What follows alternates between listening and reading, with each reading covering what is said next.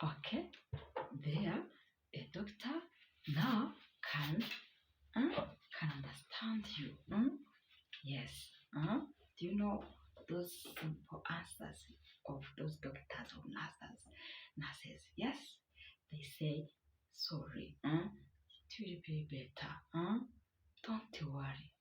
Yes. In Kinyarwanda, we can say humura.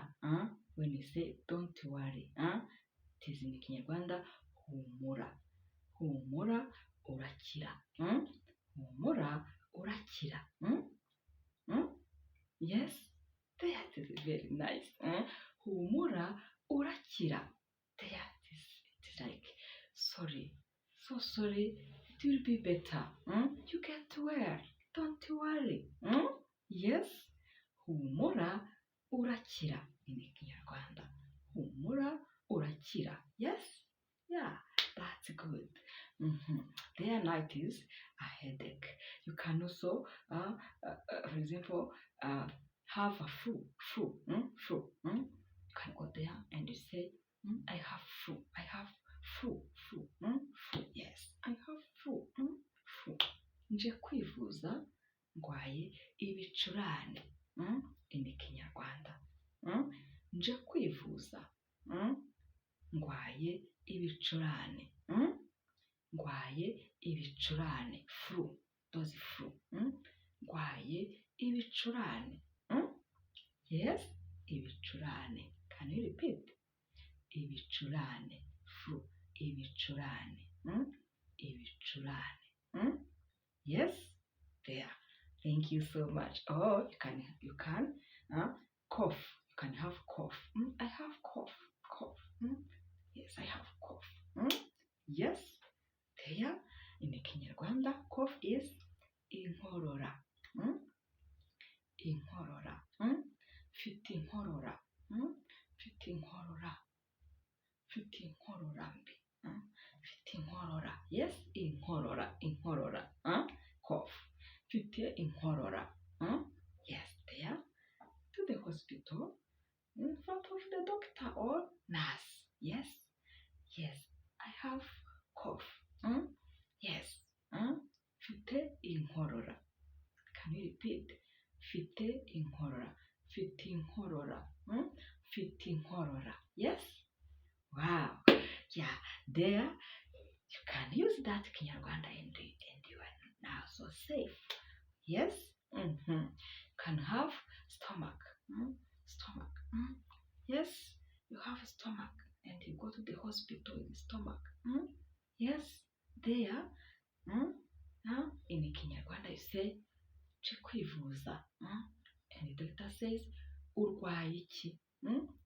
Urwaye iki? Urwaye iki? Or what's wrong? What's wrong? What is wrong?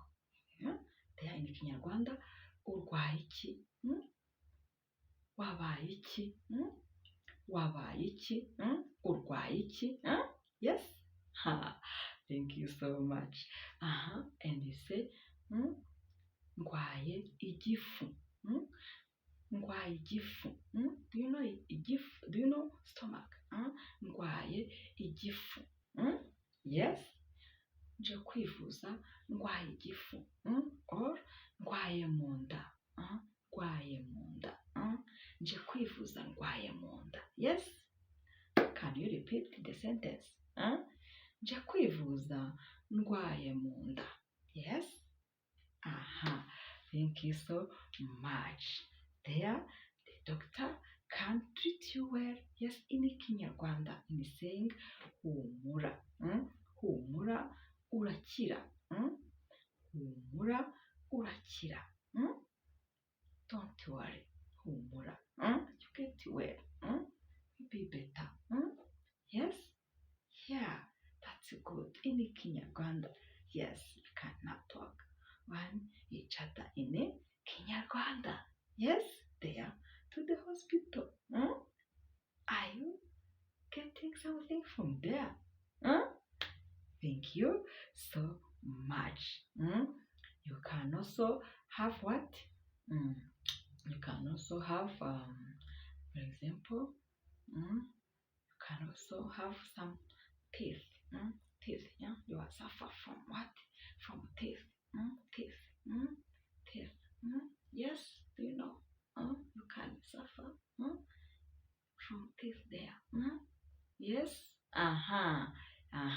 There in the Kinyarwanda you go and you say, nje kwivuza, ndwaye amenyo, ndwaye amenyo, ndwaye amenyo. Yes, ndwaye amenyo. Can you repeat this sentence?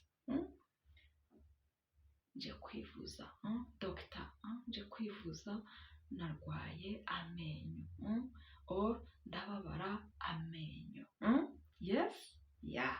There in Kinyarwanda, teeth is amenyo. Amenyo there. Amenyo. Yes. Thank you so much. You can also have problem of eyes. Eyes. Yes, you can have problem of eyes. Yes. And you reach there to the doctor in front of him. You say, doctor, I have a problem of eyes. Yes, my eyes are suffering a lot. I have problem of my eyes. Yes, in Kinyarwanda, you can say, muga ndarwaye. Urwaye iki? Ndwaye amaso. Ndwaye amaso. Ndwaye amaso. Can you repeat the sentence, please? Ndwaye amaso. Ndwaye amaso. Repeat. Ndwaye amaso. Ndwaye amaso. Thank you so much. You can also have a problem of ears. Ears there. You can suffer from ears there. Yes. Yeah. Ears. Ear. Ears. Yes, you can go to the health center or to the hospital because of ears. Yes, you are suffering from ears. So when you get there in Kinyarwanda, you can say, nje kwivuza. Muganga. Nje kwivuza. Muganga. Doctor. Muganga. Muga. Nje kwivuza. Muga. Nje kwivuza. Warwaye iki? From doctor. Urwaye iki? Urababara he? Yes. And you say, narwaye mu matwi. Ndababara mu matwi. Amatwi. Ears. Amatwi. Yes, amatwi in Kinyarwanda. Ndwaye mu matwi. Narwaye mu matwi. Yes, narwaye mu matwi. Can you repeat the sentence, please? Repeat after me. Narwaye mu matwi. Ndababara mu matwi. Yes. Thank you so much. You can also go and, for example, you have problem of noise. Of noise. Yes, noise also you can suffer from noise somehow. Yes, and you go to the doctor in Kinyarwanda. You say, muga ndarwaye. Muganga. Urwaye iki? Warwaye iki? Narwaye izuru. Narwaye izuru. Yes. Narwaye izuru. Yes. Izuru. Noise. Izuru. Nose. Izuru. My nose. Yes. Nose. Yes. Narwaye izuru. Can you repeat? Narwaye izuru. Yes. Thank you so much. You can also go there because of your arm. Your arm is suffering now very much. Yes. So you suffer from your arm. Arm. Yes, arm. Arm is ukuboko. ukuboko. Ukuboko. Yes? Yeah. So, you got there because of it. Yes, you are suffering now. And you say, muga, ndarwaye. Ndarwaye. Narwaye. Yes? And muganga says, urwaye iki? Urwaye iki? Warwaye iki? And you say, ndwaye ukuboko. Ndwaye ukuboko. Ndwaye ukuboko. Yes? Ndwaye ukuboko. You can check. Ndwaye ukuboko. Ndebera. Ndwaye ukuboko. Check for me. Ndebera. Ndebera. Ndwaye ukuboko. Yes? Thank you so much. Ukuboko, when it is two, plural, you say amaboko. So these are amaboko in Kinyarwanda. Repeat. Amaboko. Repeat. Amaboko. So you say now in Kinyarwanda the whole sentence, ndwaye ukuboko. Repeat. Ndwaye ukuboko. Or ndwaye amaboko if it is two. Ndwaye amaboko. Ndwaye amaboko. Muga. Ndwaye amaboko. Can you repeat? Yes? Ndwaye amaboko. Thank you so much. You can now suffer from what? The leg. Leg. Your leg is suffering very much. And you go there to the hospital there. And you find a doctor and you are saying, doctor, yes, ndarwaye. Muganga, ndarwaye. And muganga says, urwaye iki? Urwaye iki? And you are saying, ndwaye ukuguru. Ndwaye ukuguru. Ndwaye ukuguru. Can you repeat? Ndwaye ukuguru. Ukuguru kuri kumbabaza.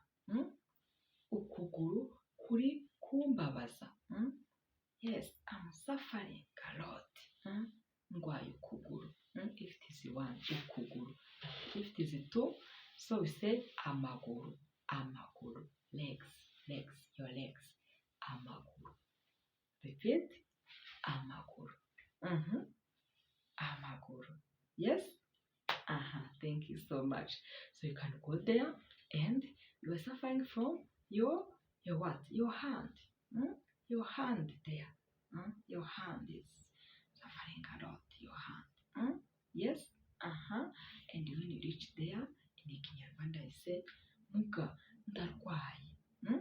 Muga, ndarwaye. Ndarwaye. And the muganga says, urwaye iki? Urwaye iki? Yes? And you are saying, ndwaye ikiganza. Ndwaye. Yes? Ikiganza. In Kinyarwanda, the hand. Ikiganza. Can you repeat? Ikiganza. Yes? Thank you so much. Muga, ndarwaye. Ndwaye ikiganza. Repeat. Ndwaye ikiganza. Ikiganza. When it is one. But if it is two, so there it is ibiganza. Ibiganza. Ndwaye ibiganza. Yes, ibiganza.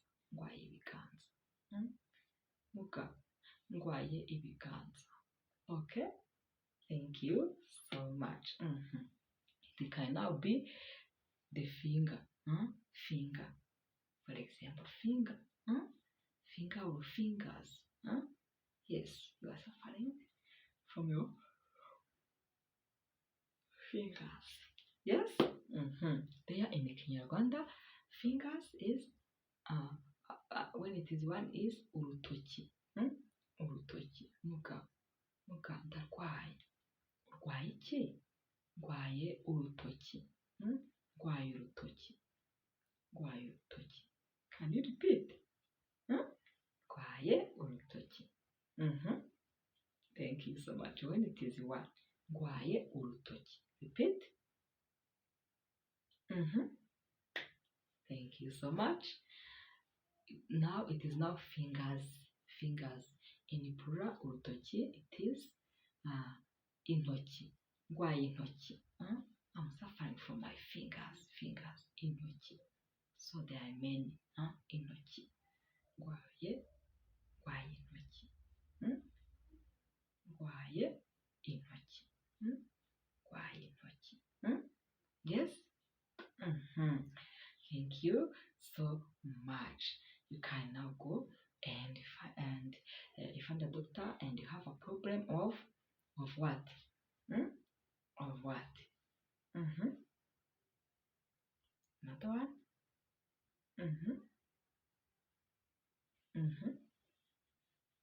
Thank you so much. It means every part of your body, you can now go there and you see it in Kinyarwanda. That you are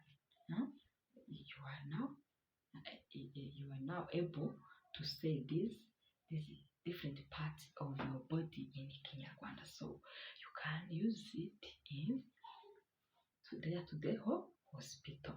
Yes? Are you ready now? Are you ready? Okay. So from there, let's do some practice about going to the hospital there when you have some problem. Yes. Let's go to the hospital now. You have now a problem of headache. How can you say to the doctor, headache?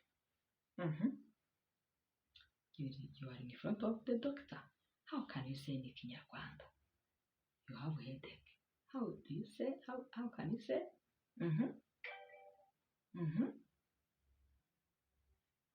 Do you remember? Yes? Thank you. There, in Kinyarwanda, you say, muga. Ndwaye. Sorry. Muga. Ndwaye umutwe. Ndwaye umutwe. Ndwaye umutwe. Yes? Thank you so much. Or you can say, ndababara umutwe. Ndababara umutwe. It is the same. Ndwaye umutwe. Ndababara umutwe. Thank you so much. You are there and you are suffering from what? From stomach. From stomach. How can you say there?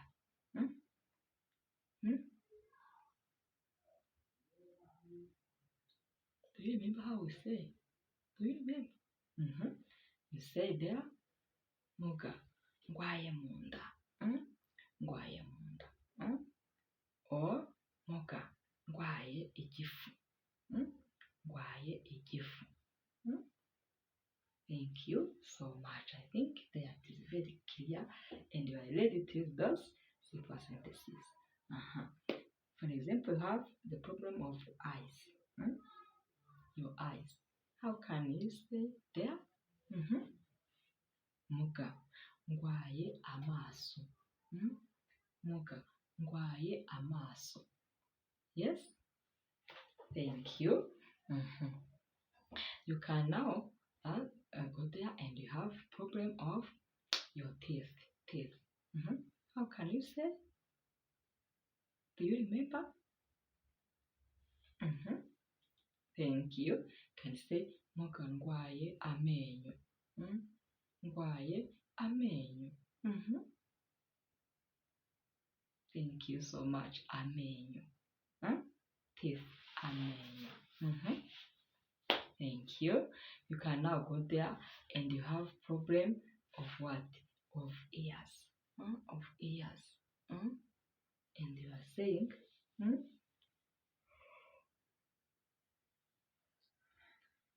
sorry, and you are saying, muga, ndwaye mu matwi. Ndababara mu matwi. Yes? Ndababara mu matwi. Yes, those ears. Ndababara mu matwi. Mm-hmm. Thank you so much. Yeah, and you can go there and you're suffering from your arm. Your arm. How can you say? Do you remember arm in Kinyarwanda? Yes? Ukuboko. Ukuboko. You're saying, Muga, ndababara ukuboko. Muga, ndababara ukuboko. Muga, ndwaye ukuboko. Is the same. Muga, ndwaye ukuboko. Yes, ndwaye ukuboko.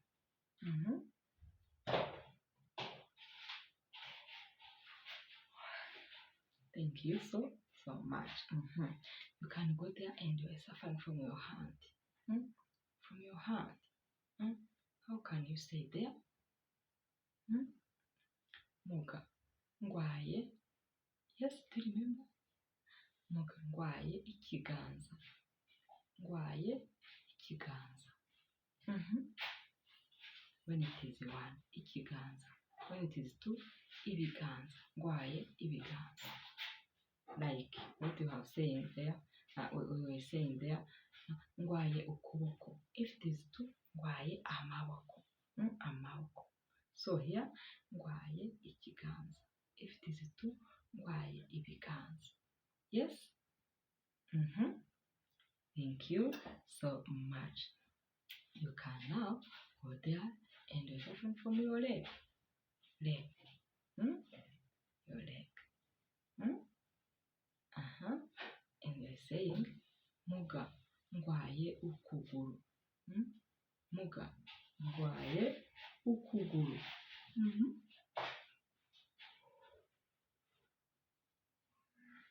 Thank you so much. Muga, ndwaye ukuguru.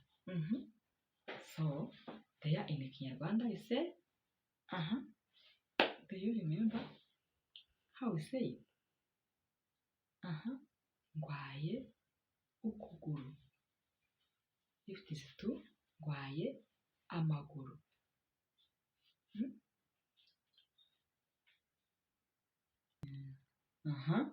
Yes. Thank you so much. I hope everyone is now able to answer to these questions in Kinyarwanda. Yes. So now try to go to the hospital, but just in case, yes, I don't send you to the hospital if you are now okay. No, it is just in case. When it is the case, you can go there now. You can use Kinyarwanda from this season of today. Yes. Thank you so much. Now that is it is the first part of this. We shall continue next time with part 2 of this season. It is not now ended. Let's see this part first. We shall see the second one. Yes. Thank you so much. I love you so much. Bye. God bless you.